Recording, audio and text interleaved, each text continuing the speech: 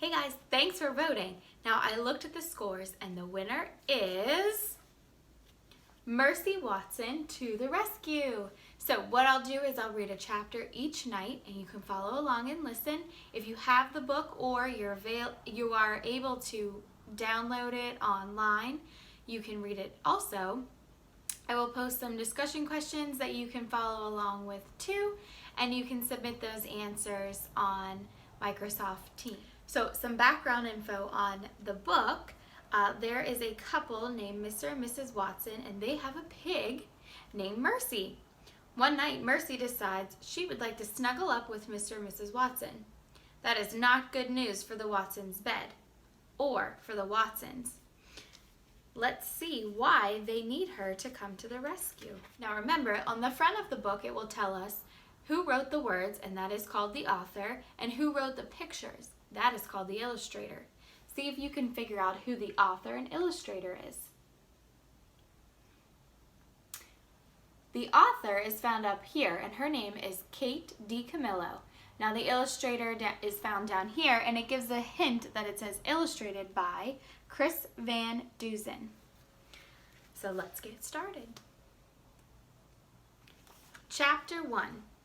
Mr. Watson and Mrs. Watson have a pig named Mercy. Each night they sing Mercy to sleep. Bright, bright is the morning sun, sing Mr. and Mrs. Watson. But brighter still is our darling one. Dark, dark is the coming night, but oh, our Mercy shines so bright. And you can see the picture of Mercy in the bed. This song makes Mercy feel warm inside, as if she has just eaten hot toast with a great deal of butter on it. Mercy likes hot toast with a great deal of butter on it.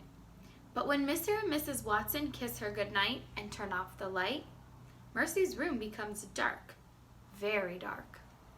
And Mercy does not feel warm and buttery toasty inside anymore. She feels afraid. One night, after Mr. and Mrs. Watson sang their song about the sun, kissed Mercy goodnight, and turned off the light, Mercy decided something. She decided that she would be much happier if she wasn't sleeping alone. And so Mercy got out of her bed and went and got in bed with Mr. and Mrs. Watson. She snuggled up between them. Mercy felt warm inside, as if she had just eaten hot toast with a great deal of butter on it. And that's the end of this chapter. I'll post the next one tomorrow.